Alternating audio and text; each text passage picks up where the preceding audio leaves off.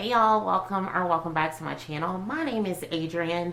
Today we are going to be talking a little bit more about seed starting. So behind me is my kind of seed setup. As you can see, I have it all set up. This shelf, I had some people that were asking me questions about what I use for seed starting, how I go about my seed starting, do I have a seed starting room, and I wanted to answer some of those questions on today's video. I want to make sure that I am giving you guys as much information as I can. I am no pro, I am no expert. I've just been a gardener, call myself a beginner gardener for the last 4 years, because every growing season I learn something new. Every growing season there is trial, there is error, there is success, there's failures, and so I wanted to bring you guys along for this ride, but I also wanted you guys to understand that it's never perfect over here. I don't know of anyone's garden that is perfect. Things live, things die, and we just keep it pushing, and yeah, we grow what we can and we learn as we grow. So what I have finally invested in, which I got this last year, now that I have a room that, this is not my seed starting room, this is just an extra room that I use for my craft room. I use this room for my 9 to 5 work. I use this room for just, it's kind of a room that I've used for just about any of my things because no one else in my family needs the room.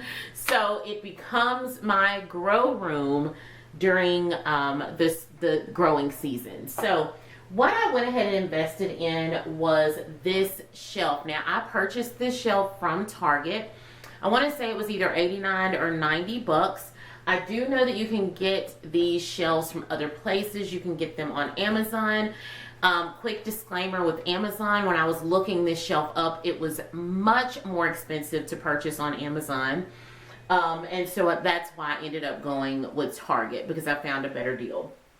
I do know that Home Depot has them, and I'm pretty sure that Lowe's has them too, all of your home improvement type stores like that.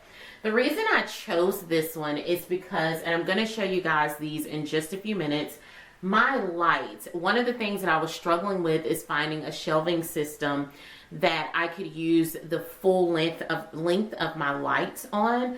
When I first started, I wish I had videos and pictures of this, but I had to use fence post or fence, is it fence post? The wood for fences, whatever.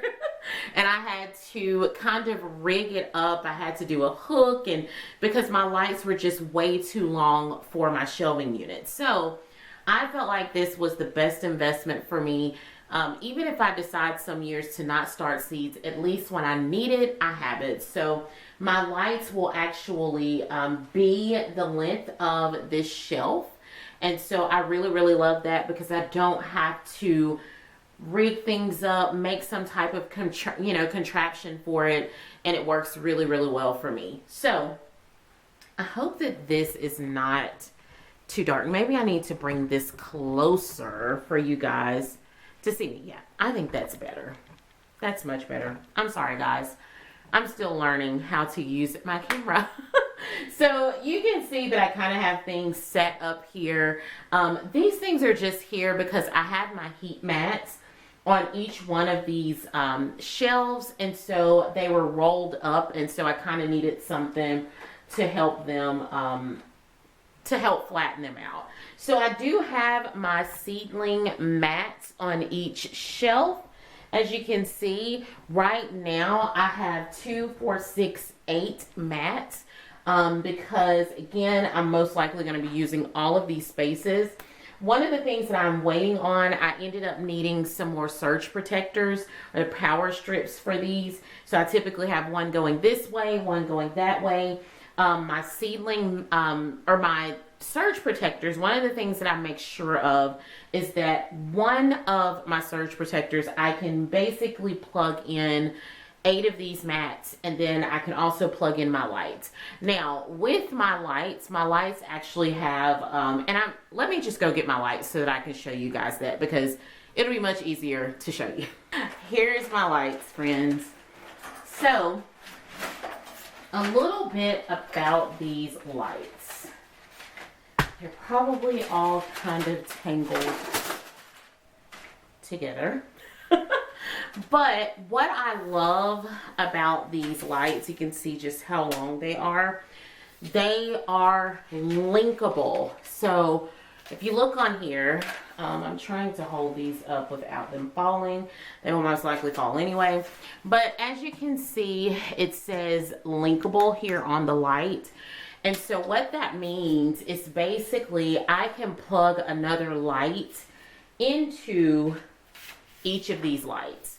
I love that because I don't have to try to have 4, 5, 6, 7, 8, 9, 10 of these actually plugged into my power strip. Now, each one of my shelves will have, hopefully, let me make sure you guys can see this, 2 lights per shelf.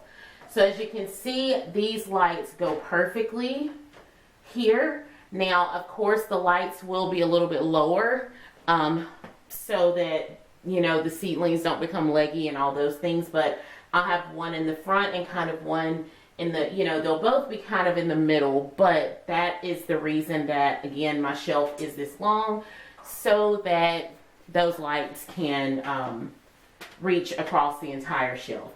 Now, I have 2, 4, 6, 8. So 2, 4, 6, 8. Yep, 8 lights.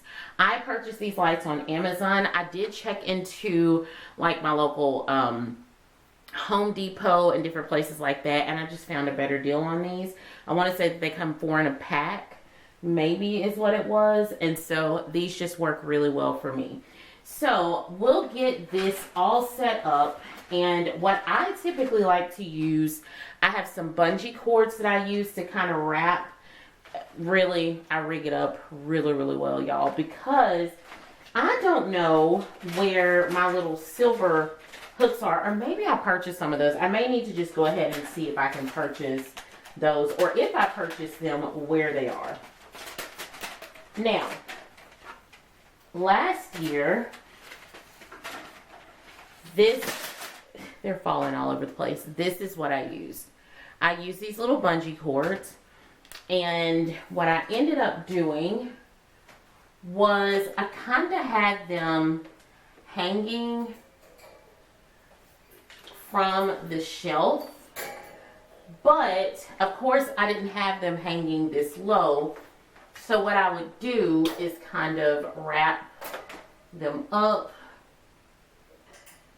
and pull them and just kind of fix it to where they were where I needed them to go.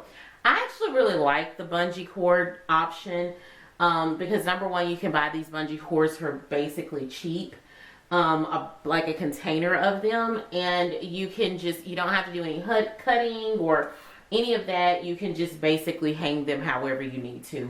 Now these lights are really dusty and they're going to make me sneeze. So if I start sneezing, you'll know why. So anyway, what I like to do before I even get started is I like to go through and I like to test out all of my lights, and then I'll get them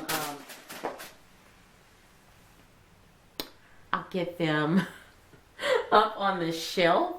And then I like to test out my heat mats as well. So again, I think my power strips are out for delivery, and I am going to just wait on those to get here to make it easier for myself. So I'm really, really excited about this. This setup has been a game changer for me as opposed to the way that I had it set up. So I would definitely tell you guys, if you have the space for this, and if this is feasible for you, to definitely pick up one of these. That way you can start more seeds.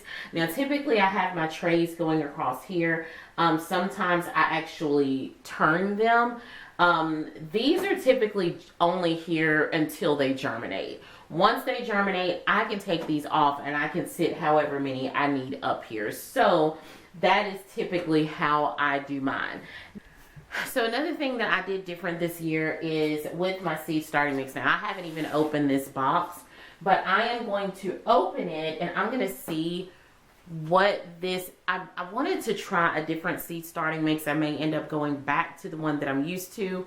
What I normally use is the Jiffy seed starting mix, and I add a little bit of perlite in and some worm castings, and I will put a little bit of granular fertilizer in it to go ahead and get them started. But I always see this Espoma seed starting mix. I think I see it on Gardening Answer maybe. And this is what she uses for like everything. So I thought I would give this a try. I don't know that I'll stick with this one because this bag, I believe, is the same size as the Jiffy. And it was twice the price. So, you know, always trying to be economical here. You can actually make your own seed starting mix with, you know, different things. I know a lot of people have some objections to the things that most people start theirs with, so I won't really mention it. But I would say just do your research. I have used just potting soil in the past. One of the things that I don't like about using potting soil as seed starting mix is that it comes with so many of the big chunks of wood, and so you're trying to move all of that out. It's just I just really don't like it. I prefer the fluffiness of the seed starting mix, and I prefer to just add the nutrients in that I need. Now, as your seedlings are growing and all the things, you're going to need to fertilize them. Now, you can just start your seedlings in the regular Jiffy mix or, you know, the different options out there without putting your worm castings and different things in. That's totally fine. But just know that you're going to need to get them going as they start to grow. And even outside of that, as mine start to grow, you're going to notice when they need to be fed. And so I do use a liquid fertilizer. I've used kelp. I have used Fox Farm. I think it's Fox Farm. I've used some of their liquid fertilizer. So whatever your choice of liquid fertilizer is, you can use that to feed your seedlings as they grow. So I am going to find something to open this box.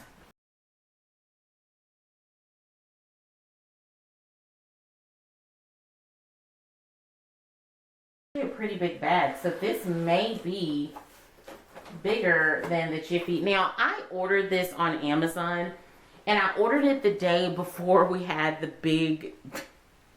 big snow come in.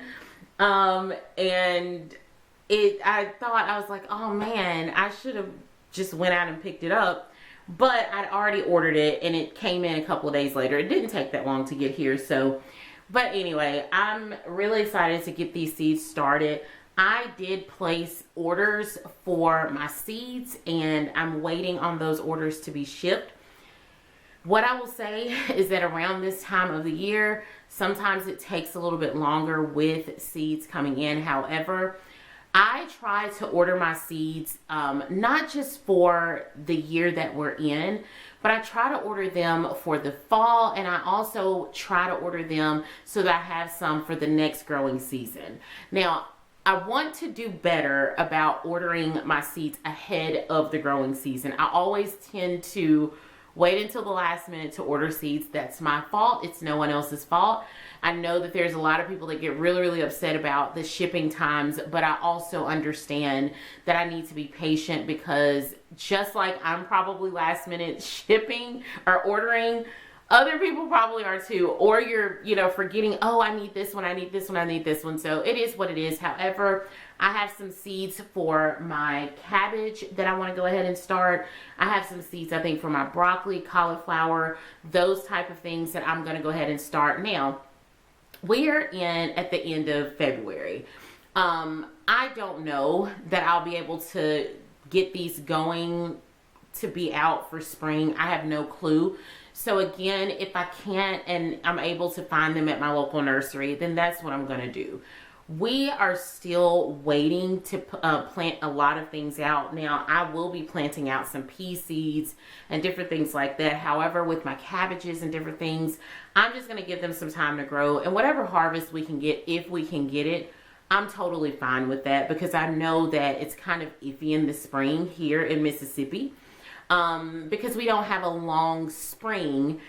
We have a long summer, but our springs are kind of iffy. So hopefully I can still get some things out. I do plan to direct sow some bok choy and different things like that, because I think I do better, like with kales and all of that. I typically just direct sow those.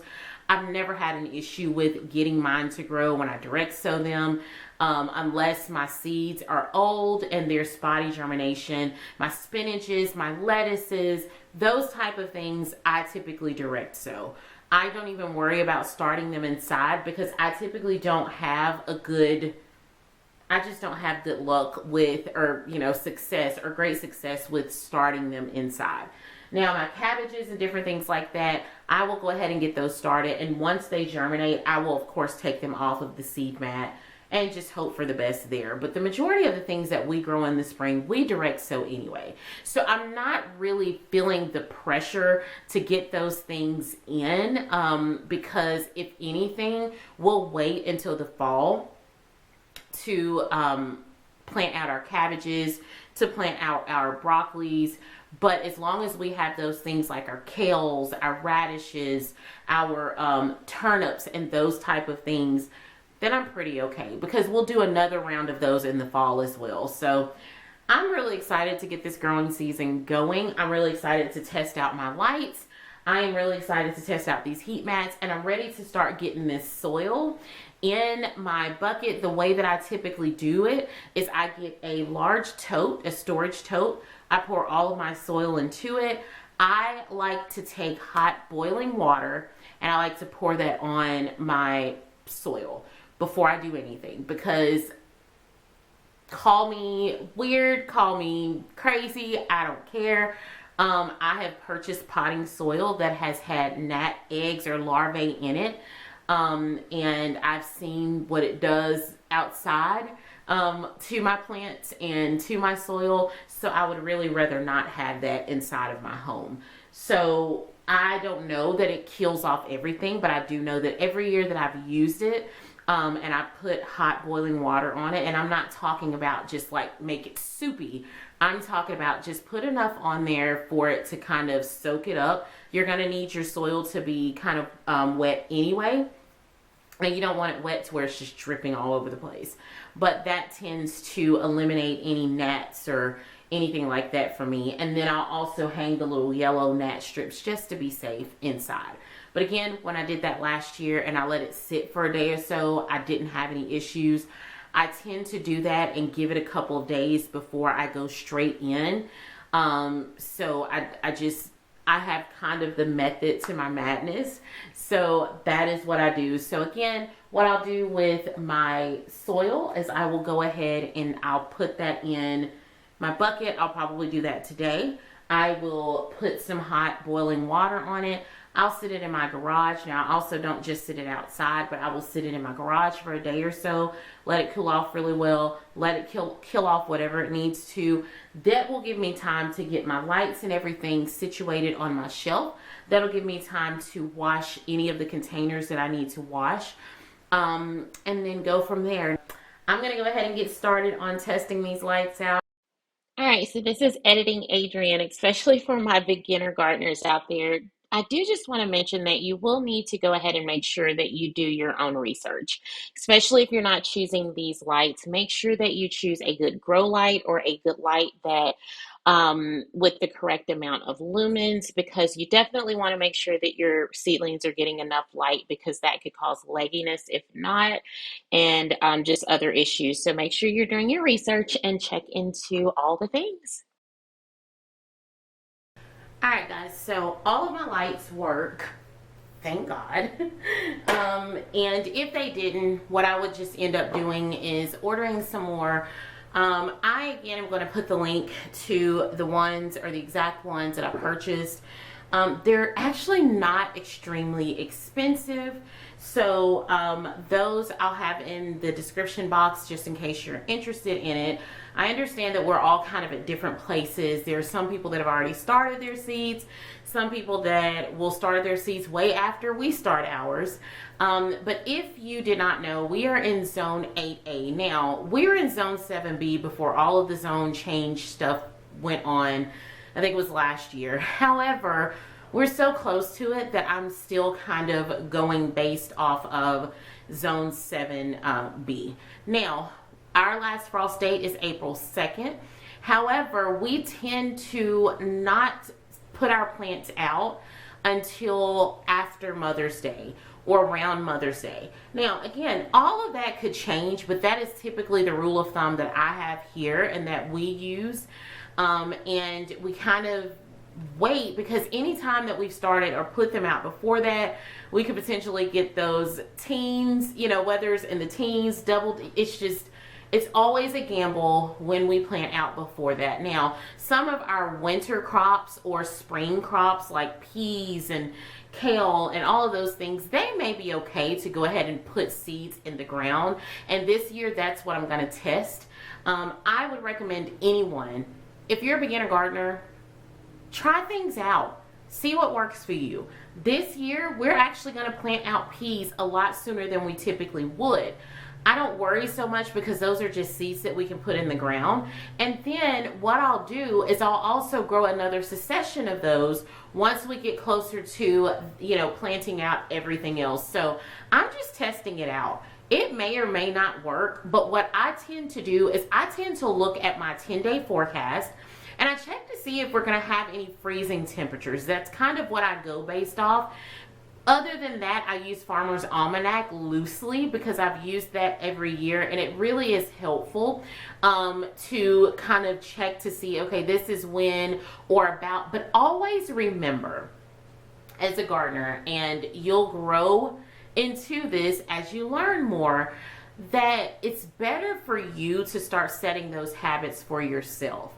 If I'm looking at a seed packet and my seed packet says, hey, plant these, this amount of space or this amount of space, those are always suggestions.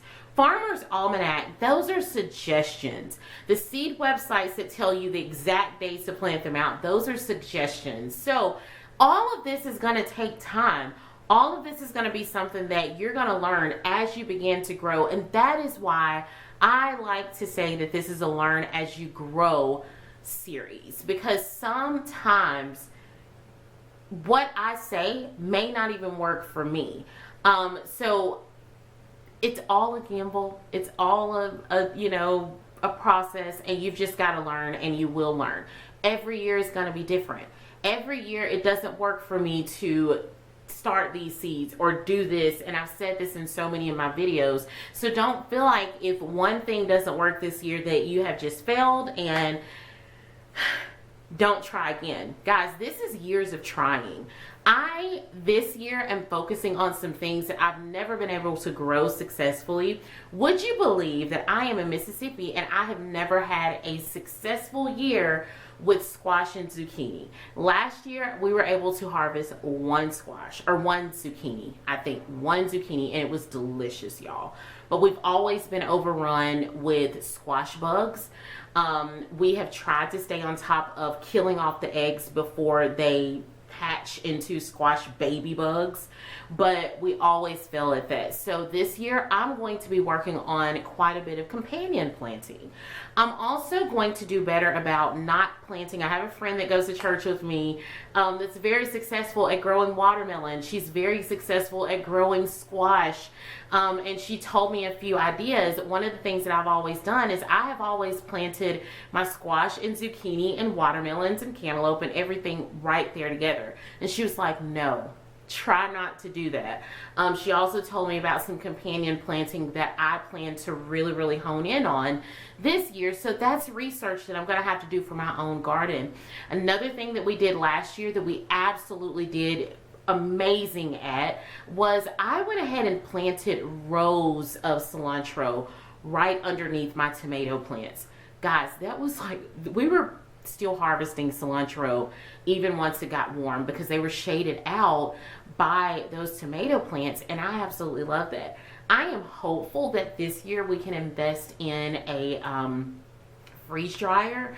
I think that freeze dryer is going to be really helpful in us being able to, because a lot of times when I grow herbs, and the reason that I kind of stopped growing herbs is because I can get them to grow, but then harvesting them and then preserving them is always hard for me because my cilantro is going to grow a lot sooner than my tomatoes are ready for salsa. So what do I do with that cilantro? And I know that a lot of people freeze it. We did freeze some last year and that was great. However, I'm looking for a more effective way to preserve my herbs, and not just my herbs but other things. So I'm really excited about this growing season. Like I said, if you are around the same place that I am, it is okay to go ahead and start getting some seeds started. Some people have probably already started their seeds.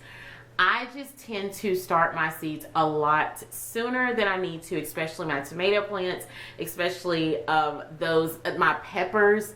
And so I've kind of set in my mind to order those seeds, and a little bit of procrastination to order those seeds a little bit later. However, if I needed to go run out to my local farm store or my local nursery, I could definitely do that. So I always try to keep that in mind. However, there's a lot of varieties that I really, really want to be able to start here because I just can't find those at my local farm store or my local nursery. So it would be really exciting for me to be able to be successful. I've always had beautiful plants inside, but the hardening off process baffles me. I don't know what it is. I don't know what I do wrong, but we're going to work hard this year together to get that done. So, all right, so I think what I will end up doing is just making a new video showing you guys some of the things that I use now and that I have used to start my